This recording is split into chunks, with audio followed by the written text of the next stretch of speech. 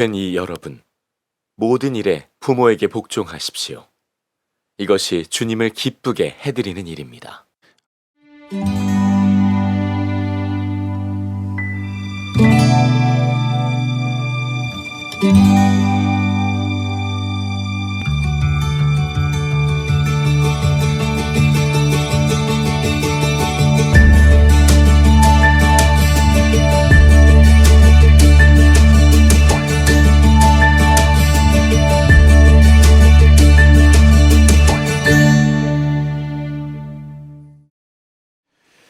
한자에 진보와 진부라는 단어가 있습니다.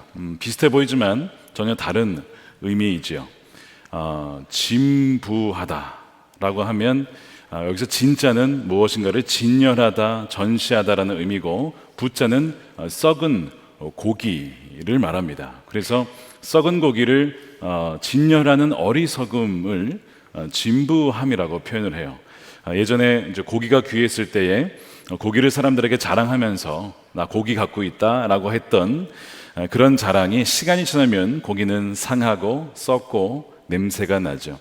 근데 그런 줄도 모르고 계속 그것을 자랑하는 것, 이것을 진부하다 이렇게 표현을 합니다. 여러분, 오늘 주제가 부모 순종인데 이 주제가 진부해 보입니까? 아니면 진보해 보입니까? 아니면 둘 다 아니라고 생각을 하십니까? 그래서 이제 진부하다라고 느낄 때 우리 이것을 극복하고자 참신한 것을 찾습니다. 참신은, 참은 우리가 참하다, 뭔가 잘라내다라는 뜻이죠. 그래서 무엇인가를 새롭게 하는데 참신을 씁니다. 그것을 통해서 진부하다라고 믿는 것입니다.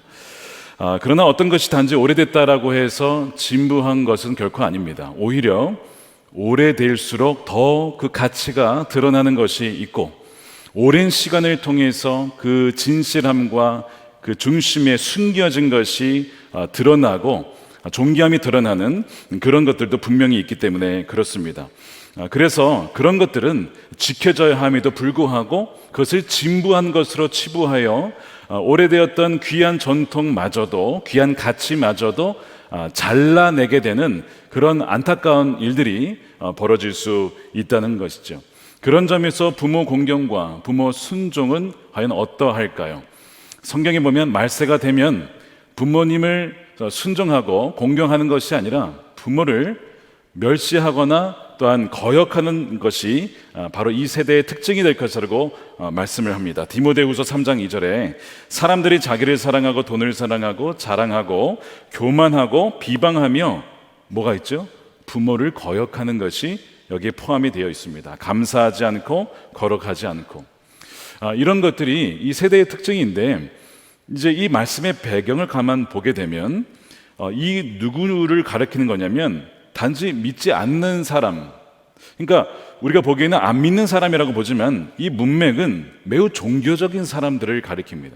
그러니까 우리로 얘기하면 교회도 나가고 경건 생활을 하는 사람들 중에서 이런 특징을 가진 이들이 있을 수 있다라고 경고해요. 5절에 그들은 겉으로는 경건하게 보이나, 그러니까 신앙생활을 하는 것처럼 보여요. 그러나 경건의 능력은 부인하는, 그래서 그 앞에 모든 이 특징을 가지고 있는 사람들이 나타나게 된다는 겁니다. 그런 점에서 하나님을 진정 믿는 그 믿음과 부모님을 공경하고 순종하는 것은 연결되어 있다라고.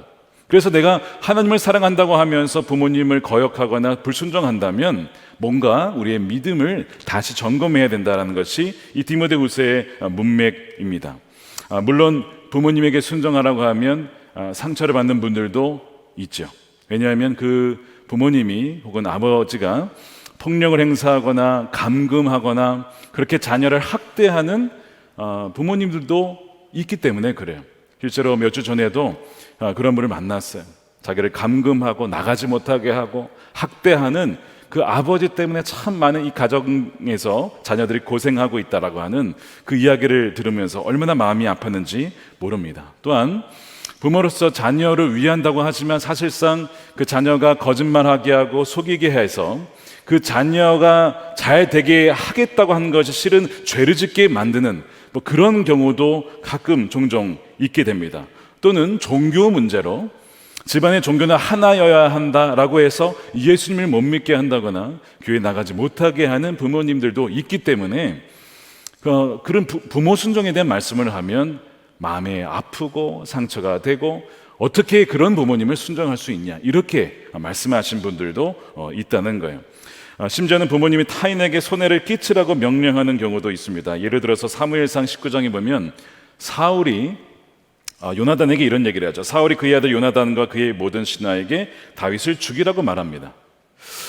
사울이 아들을 위해서 한 말인 것처럼 보여. 왜냐하면 다윗은 바로 이 요나단의 강력한 경쟁자입니다. 자신의 경쟁자이면서 결국에는 이 다윗 때문에 자신의 왕위를 요나단에게 물려주지 못할 수도 있어요. 그래서 그 다윗을 죽이라고 명하죠. 악한 명령입니다. 그런데 사실 요나단 입장에서는 정치적으로 보면 그가 그 자신의 유익을 생각하면 다윗을 제거하는 것이 본인의 지금 왕자의 입장에서는 굉장히 유리한 것이죠. 그러니까 이 아버지의 명령은 비록 죽이라는 명령이지만 본인에게는 굉장히 유익이 될 수 있는 명령이에요. 여러분 어떻게 하시겠어요? 아시다시피 요나단은 그 명령을 거역합니다. 부모를 거역하는 거예요. 아버지의 명령을 거절합니다. 오히려 다윗을 치켜 세우죠. 다윗이 얼마나 좋은 장수인 줄 압니까? 그러면서 다윗을 세우지만 끝까지 사울이 죽이려고 하니까 이제 이게 다윗을 탈출시켜서 보내게 살려주게 됩니다. 부모님에게 순종하라는 것은 부모님의 폭행이나 악행 그리고 또한 그런 악한 명령에도 순종하라는 뜻은 결코 아닙니다. 왜냐하면 우리의 최종적인 권위는 부모님이 아니라 바로 하나님에게 있기 때문에 그래요. 그래서 어떤 명령이 충돌을 하게 되면 이것이 정말 하나님 보시기에도 옳은 것인가를 분별할 수 있어야 합니다. 사도행전 4장 19절 말씀에 이렇게 되어 있어요. 그때에 베드로와 요한은 대답하였다. 하나님의 말씀을 듣는 것보다 당신들의 말을 듣는 것이 하나님 보시기에 옳은가를 판단해 보십시오. 그러니까 그런 경우에는 하나님의 말씀을 따라야 되는 것이죠. 충돌을 하게 되면 따라야 됩니다. 하지만 많은 경우에 사실 부모님께서 자녀들에게 하신 말씀이 자녀가 잘못대로 하신 말씀이겠습니까? 그러니까 부모에게 순종하는 것은 마땅한 것입니다.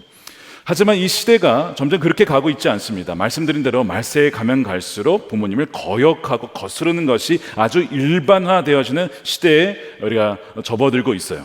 우리가 포스트 모던이라고 하는 이 표현을 쓰는데 어려운 단어지만 이런 겁니다. 절대 진리는 없다라는 거예요. 모든 것이 상대적이다. 그러니까 본인이 원하는 걸 취하면 된다라고 하는 것이죠. 그러니까 절대 진리를 주장하지 말라는 거예요. 근데 흥미로운 것은 절대 진리를 주장하지 말라라고 하는 그 주장 자체도 또 절대적인 진리 주장입니다.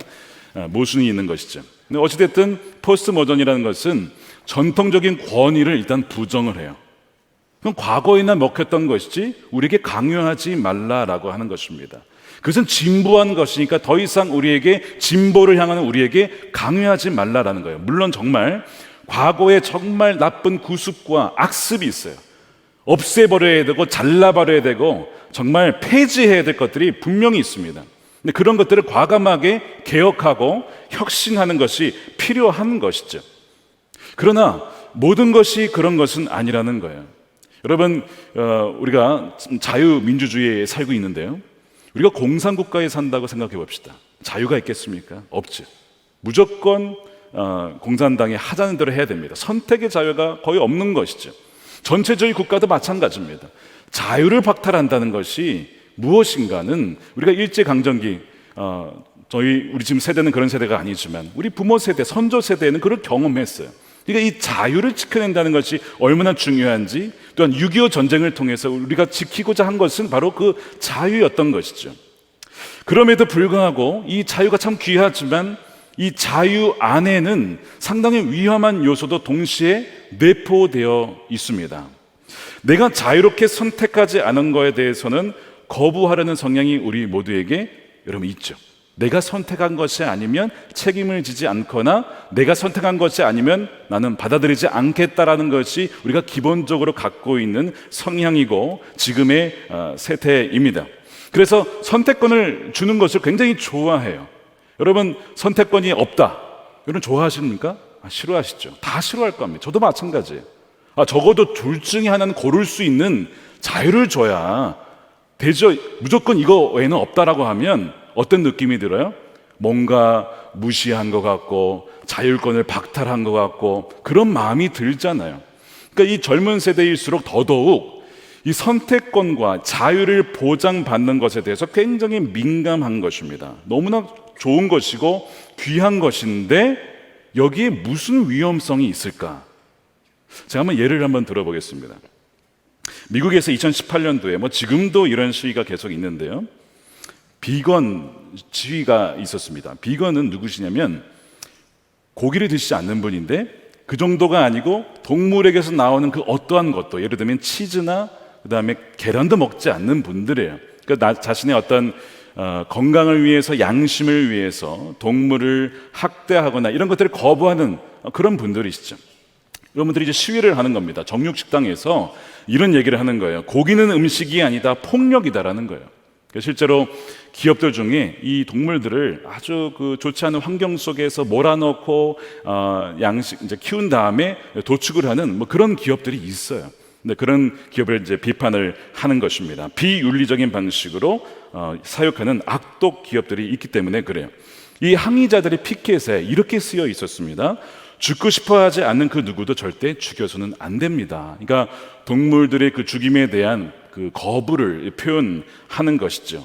여러분, 이 말씀 그대로 보면 이것이 어디에 있는 말씀이에요? 십계명 말씀이죠. 살인하지 말라. 물론 사람만이 아니라 동물에 대한 부분도 생명의 존중 사상을 반영하게 된다면 그렇게 얘기할 수 있는 부분입니다.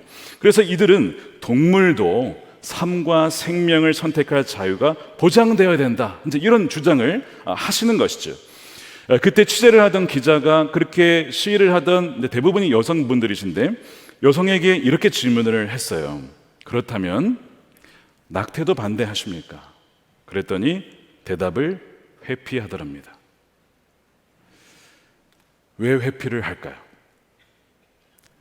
태아는 생명이 아니라고 보는 것일까요?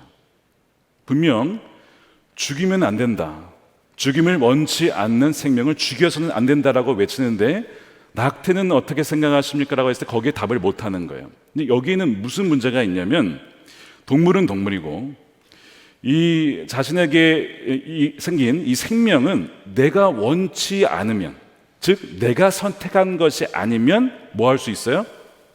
죽일 수 있다. 라는 자유가 있다는 겁니다. 이것이 자유 안에 내재된 굉장한 모순이자 위험이라고 하는 거예요. 분명히 생명이 소중하다고 얘기를 했지만 동물의 생명은 중요한데 과연 태아는 중요하지 않다는 것일까요? 그렇진 않겠지만 그것이 나에게 선택권이 없이 주어졌을 때에는 나는 거부할 자유가 있다라고 하는 주장, 여러분은 어떻게 생각하십니까?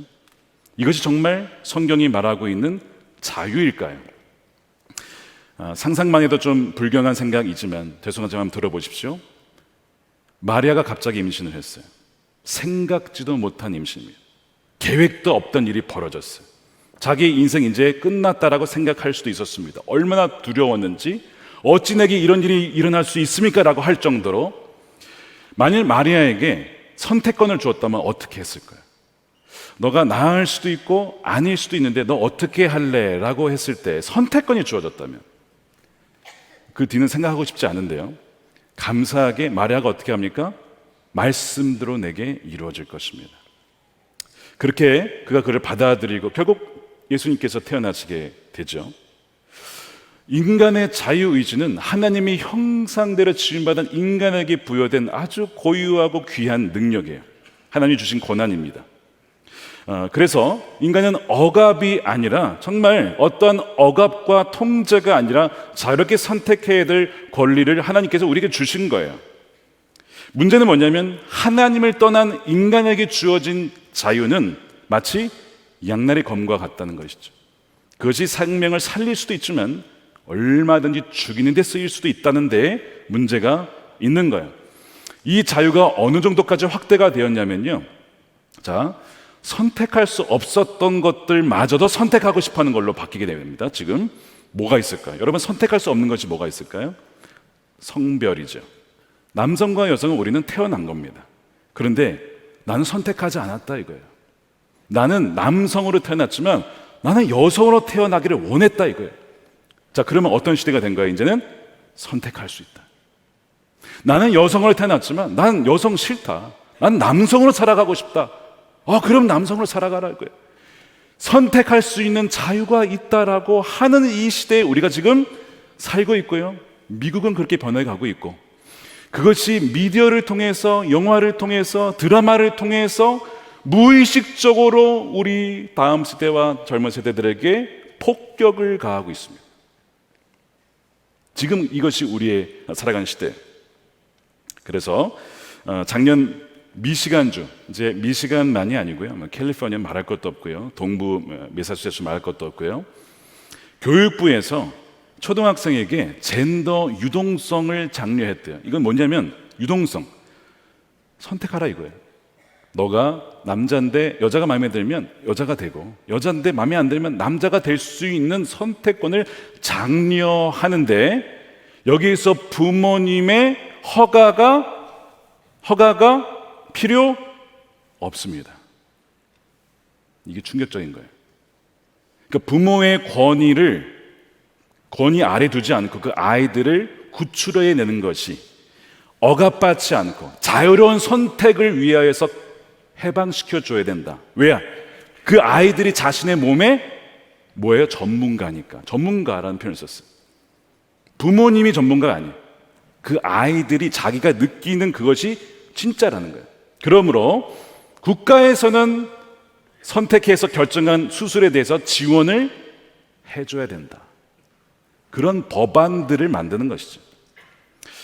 여러분, 이거 안 믿어지시죠? 예. 저는 그것을 경험하고 왔잖아요. 저의 딸의 친구가 여자아이죠. 어느 날 그러는 거예요. 나는 남자라 이거 자기가. 나는 남자라고 자기가 인식이 된대요. 딱 보면 여자예요. 근데 자기가 느끼는 건 남자. 자기를 대명사 할 때 she가 아니고 he로 부르래요. 그리고 남자 이름을 불렀어. 어느 날 오더니 나 남자 아니래요. 그럼 뭐냐 했더니 남자도 아니고 여자도 아니래요. 나를 그냥 중간 그 명사로 부르래. 그러다가 또 그것도 또 너무 그렇다. 막 계속 바뀌는데, 제 딸의 그 얘기를 들으면서 너무 아픈 마음으로 기도 요청을 그래서 제가 알게 됐어요. 이게 지금 성 정체성의 혼란이 엄청나게 일어납니다. 자, 여기에서 이 미시간주의 교육부의 교육 담당자인 아머리 로빈슨이라는 분이 이런 얘기를 했어요. 우리는 성별을 이분법적으로 바라보는 특정 문화에 길들여지고 동화되었다. 우리는 이것을 이제 거부한다는 거예요. 왜 성은 남자, 여자만으로만 구별을 하냐? 성이라는 것은 스펙트럼이다. 다양하게 있는 거야. 그래가지고 무성애자, 레즈비언, 게이, 동성애자, 양성애자, 퀴어는 자기가 무슨 성인지 모른다는 것이죠. 이렇게 다양하게 인식하고 할 수 있도록 장려해 줘야 된다라고 주장을 하는 겁니다. 자, 이것이 여러분 정말 자유일까요? 성경에서 말하는 자유는 하나님이 디자인하고 설계하신 그대로 살아갈 때 진정 행복하고 자유함을 누릴 수 있어요. 나무는 뿌리를 내려야 되고 물고기는 물속에 있을 때 진정 자유한 것이죠. 그것이 진정한 자유인데, 지금 이 시대가 말하는 자유는 그것을 벗어나야 자유한다라고 말하지만 실상은 그것은 결국은 죽는 것입니다. 어디에서 이런 자유가 나왔을까요? 여러분, 창세기에 나옵니다. 창세기 이미 이거를 얘기를 했어요. 선악을 알게 하는 나무를 먹지 말라. 너희가 이것을 먹으면 죽을 것이라고 창세기 2장 17절에 말씀을 하죠. 선과 악을 알게 하는 나무의 열매만은 먹어서는 안 된다. 그런데 이 참 부모이신 하나님의 명령을 거역합니다. 거역하고 반대를 선택하죠. 그래서 하나님의 말씀을 따를 수도 있고 안 할 수도 있는 선택권을 주었을 때에 반대를 선택해요. 아예 처음부터 아예 선악과를 주시지 말지. 왜 그랬을까요? 하나님은 테스트하신 거예요. 무조건 하나님 말씀을 따르게 되면 이것이 자신의 자발적으로 하나님을 따르는 것이 아니기 때문에, 그 로봇이잖아요. 그러니까 우리에게 자유의지를 주시면서 따를 수도 있고 그럴 수 않을 수도 있는 능력을 부여하셨기 때문에 하나님 보신 것인데 결국에는 하나님의 말씀에 반대하는 걸 선택을 합니다. 자, 그래서 이 나무가 무슨 나무라고요? 선악을 알게 하는 나무죠. 그걸 먹은 결과 어떻게 되었습니까? 선악을 알게 되었다라는 번역이 좀 아쉽긴 한데 정확하게 얘기하면 이런 겁니다. 선악을 알게 한다기보다는 선과 악이 무엇인지 스스로 결정하는 겁니다. 이것이 더 정확한 의미예요. 이제 하나님을 떠나서 내가 보기에 무엇이 선이고 악인지, 무엇이 옳고 그른지, 무엇이 내게 유익하고 그른지를 내가 스스로 결정하는 능력, 그것이 선악과를 먹은 다음에 인간이 타락하면서 벌어진 거예요. 그래서 이제는 어떤 권위를 다 부정하는 거예요. 하나님이 내게 주신 것들, 생명들, 내게 주신 성별들, 부모님도 거역하는 것입니다. 모든 권위를 다 부정을 하는 거예요. 왜? 그것이 선이라고 믿는 거예요. 그것이 자유라고 믿는 거예요. 그러니까 부모 거역의 뿌리에 있는 하나님을 거역하는 그 뿌리가 있고 결국 죄에서 나온 것이죠. 하나님으로부터 단절된 그 관계의 열매가 바로 부모 거역이고 불순종이에요. 그래서 에베소 2장에 보면 우리가 예수님 믿기 이전에 뭐라고 하냐면 불순종의 아들들 가운데 역사하는 영이 있다. 하나님께 불순종하게 하고 또한 부모에게 거역하게 하는 악한 영의 역사가 있다는 것이죠. 그렇기 때문에 거역한다는 거예요. 그래서 이제 이 흐름에서 보게 되면 부모님에게 순종하라는 명령은 이 세태, 말씀이든 부모님이든 거역하는 이 세태하고는 완전 충돌을 하게 되는 겁니다. 정면 승부를 하게 되는 거예요. 흐름이 이렇게 가는데 다 따라가고 있다가 갑자기 부모에게 순종하라 하게 되면 이걸 거스르게 되는 거거든요. 여러분, 물살이 엄청 강하잖아요. 지금 정말 성령에 의해서 말씀에 뿌리 내리지 않고서는 이 흐름을 이겨낼 수 있겠습니까? 특별히 다음 세대가요.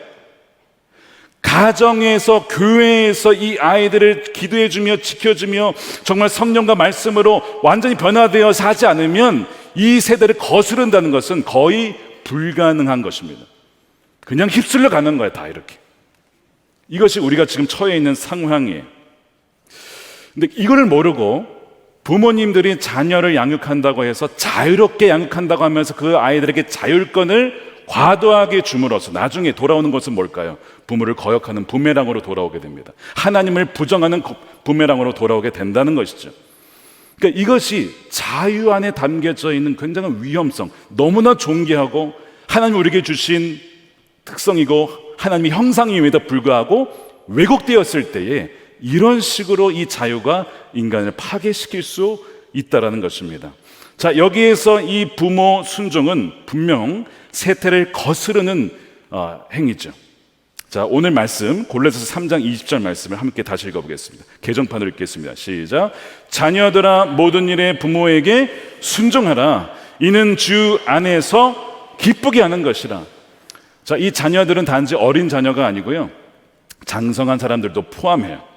모든 일에 부모에게 순종하라. 이 순종하라는 이 단어 휘파쿠오라고 하는 것은 누구누구 아래에서 경청하여 듣다라는 의미를 갖고 있습니다. 그러니까 지금 이 세태, 모든 권위, 전통적인 권위든 자기 마음에 들지 않으면 거절하는 이 시대 속에서 누구 밑에서 듣는다, 이거는 정말 뭐예요? 진부한 것으로 여기는 거예요. 그러니까 이것이 얼마나 지금 성경 말씀이 지금 세상과 충돌하는지를 여러분 보시게 되는 것이죠. 쌍둥이 구절이 있습니다. 에베소서 6장 1절에도 자녀된 이 여러분 주 안에서 부모에게 순종하십시오. 이것이 옳은 일입니다. 주 안에서 부모에게 순종하는 것은 이런 의미죠. 바로 부모님에게 순종하는 것이 곧 하나님께 순종하는 것이고, 부모님께 순종하는 것처럼 그것을 하나님께 순종하는 것으로 그렇게 성결하는 것이고요. 반대도 마찬가지입니다. 하나님을 순종하듯이 부모님께 순종하고, 또한 부모님께 순종하는 것을 하나님은 마치 자신에게 순종하는 것으로 여기신다. 이것이 주 안에서 부모에게 순종하는 거예요. 주 안에 있는 분들이야말로 진정 부모님께 순종을 하게 돼요. 우리가 때로는 부모님의 말씀에 이해가 되지 않을 때가 있습니다. 왜 이런 말씀을 하시지? 그런데 돌아보면 우리도 하나님 말씀을 들을 때에 다 이해가 되지 않아요. 아브라함에게 하나님 뭐라고 했습니까? 아들을 바쳐라. 이해가 됐습니까? 이해가 되진 않지만 하나님을 신뢰함으로 이 자녀도 하나님의 것이니 드리겠습니다라고 할 때 하나님 어떻게 하셨어요? 기뻐하셨잖아요. 기뻐하셨어요. 그의 믿음을 참 기뻐하셨어요. 순종을 기뻐하셨어요. 마찬가지로 우리가 부모님께 순종을 할 때 이해가 되지 않지만 부모님을 공경함으로 마치 죽게 하듯 그렇게 할 때에 하나님은 그것을 기쁘게 여기신다. 주님을 기쁘시게 하는 방법이 뭐예요? 부모님께 순종하고 또한 그것이 하나님 보시기에 옳은 일이다. 에베소 6장 1절에 옳은 일이라는 거예요. 부모님에게 순종하는 것이 이 어그러진 세태를 바로잡는 옳은 일이다. 이 옳은 일이 다른 데에서는요, 의롭다, 의롭게 여기다, 이것이 바르다 이렇게 번역이 됐거든요. 그러니까 지금 무너진 이 질서를 회복함에 있어서 부모 순종은 마치 하나님께 순종하는 이 구조를 회복하는 것이기 때문에 이것이 마치 옳은 일이다라고 주님은 말씀을 해요. 그래서 부모님께 순종하는 것은 진부한 것이 아니라 진보하는 것입니다. 왜 진보냐? 여러분, 정치적 진보를 말하는 게 아닙니다. 오해하지 마십시오. 여러분, 진보라는 의미가 단지 변화를 말하는 게 아니에요. 진보를 우리가 정의를 내릴 때 우리가 가야 될 목적지를 향하여서 점점 다가간다는 것을 진보라고 표현합니다. 이해하시죠? 우리가 거기에 지금 다가가고 있어. 우리가 지금 진보하고 있어라고 표현하는 거예요. 하나님의 형상대로 회복을 되는 자녀의 특징이 뭐냐면 하나님께 순종하듯이 부모님에게 순종하는 것인데 지금 세대가 어떻게 가고 있어요? 거역하는 세대로 가고 있습니다. 반대로 가고 있어요. 그렇기 때문에 부모님께 순종하라는 것은 과거에 의태한 아주 그 가게 우리가 버려야 될 그런 관습이 아니라 오히려 우리가 인류가 회복해야 될 마땅한 가치라고 한다면 거기서 돌아서서 가는 것이 뭐예요? 이것이 진보입니다. 이것이 진보인 거예요. 진부냐 진보에 대한 부분을 분명하게 오늘 말씀을 통해서 여러분 확립하셨으면 좋겠어요. 예수님께서 어떻게 하셨냐면 이 모델을 보여주셨어요. 자신의 뜻대로 내가 하고 싶은 말을 하신 적이 없어요. 하나님이 원하시는 거 아버지 뜻대로만 내가 일하고 말한다. 내 뜻대로가 아니라 아버지의 뜻대로 되게 하여 주옵소서. 겟세마네 기도도 그것이었죠. 아버지께 순종하는 거예요. 그리고 육신의 부모님에게도 순종을 합니다. 누가복음 2장 51절 우리 함께 읽겠습니다. 시작. 예수는 부모와 함께 내려가 나사렛으로 돌아가서 그들에게 순종하면서 지냈다. 예수의 어머니는 이 모든 일을 마음에 간직하였다. 그러니까 예수님은 참된 부모님이신 아버지이신 하나님에게도 순종하시고 육신의 부모님에게도 순종하셨어요. 육신의 부모님은 완벽해서요? 아니요. 완벽하지 않지만 공경하는 마음으로 부모님께 순종함으로써 바로 그 하나님의 그 형상을 보여주신 바로 그것이 바로 예수님의 순종이었습니다. 자, 그러므로 하나님과 부모님은 닮은 점이 많죠.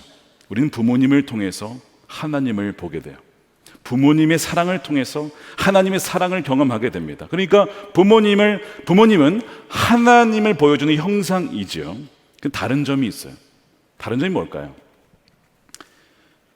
하나님은 영원히 존재하시고 하나님은 생명이시라서 죽음을 보지 않으시죠.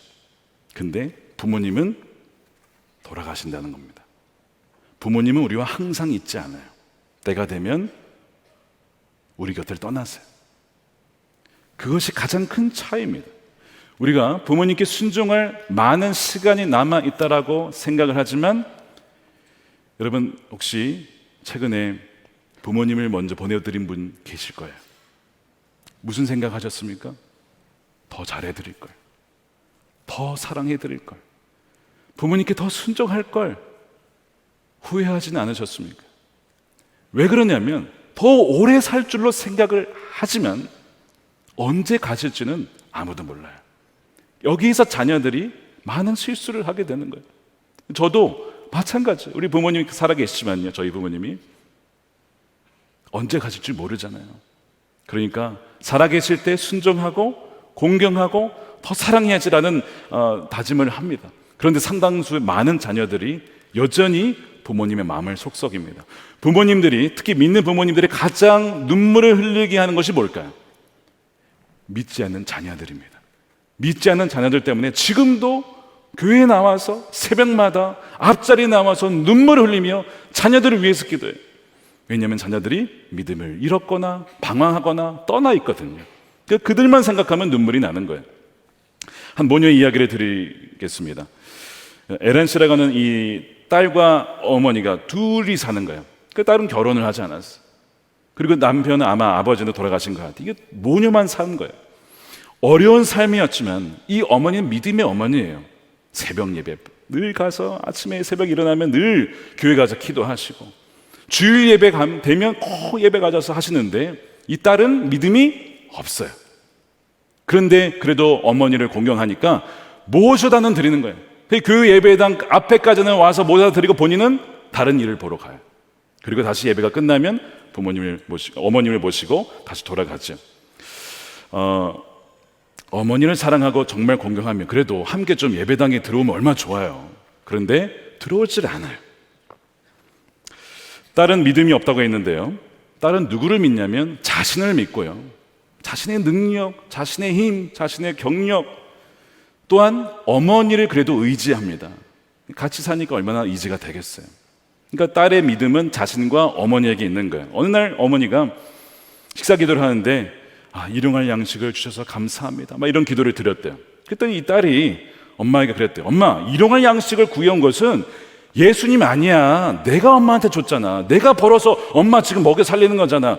예수님이 아니고 나라고, 나. 이렇게 얘기할 정도로 이 딸이 좀 약간 철이 없어요.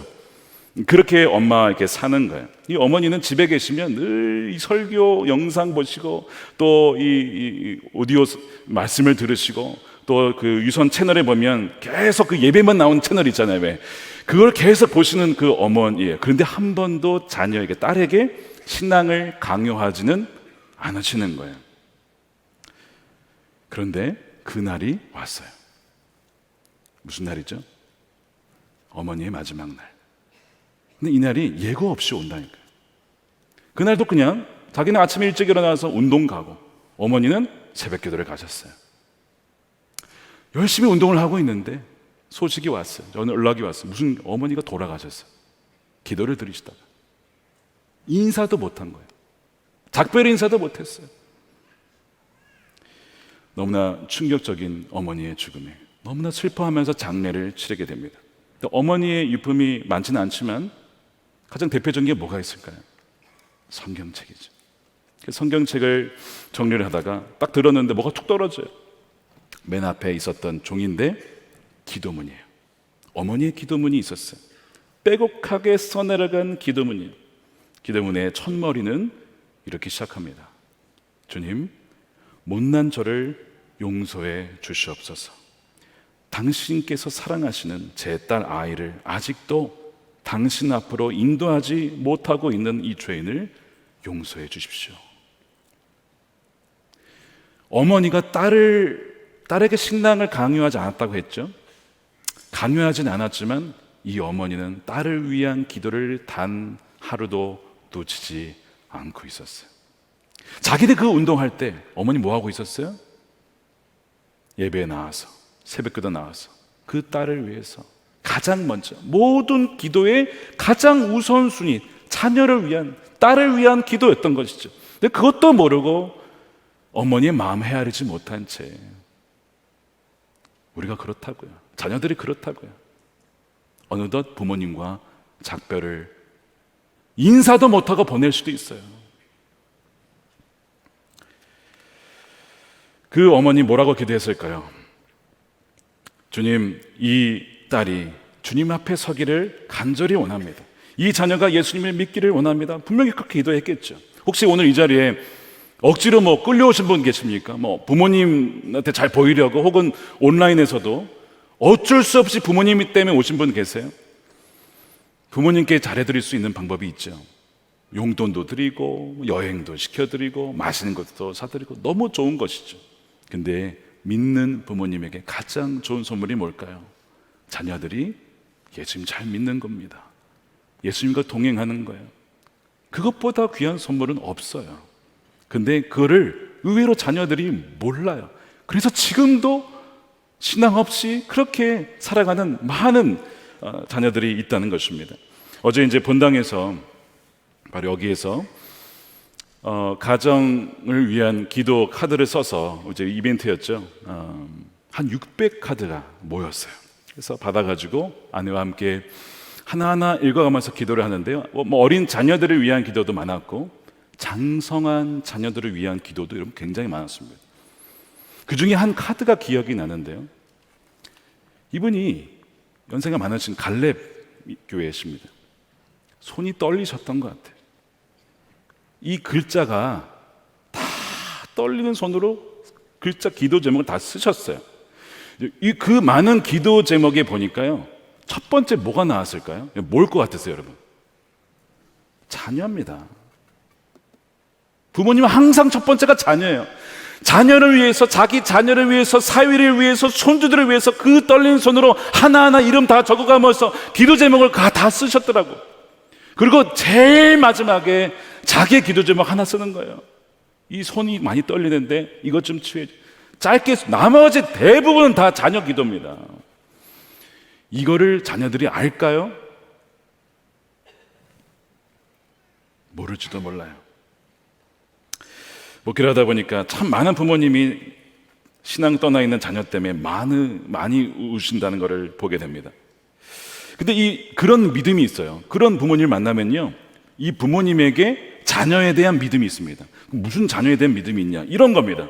하나님, 이 아들이, 이 딸이 지금은 하나님을 떠나 있지만 반드시 돌아올 줄로 믿습니다 라고 하는 믿음이 있어요. 자녀를 믿는 믿음.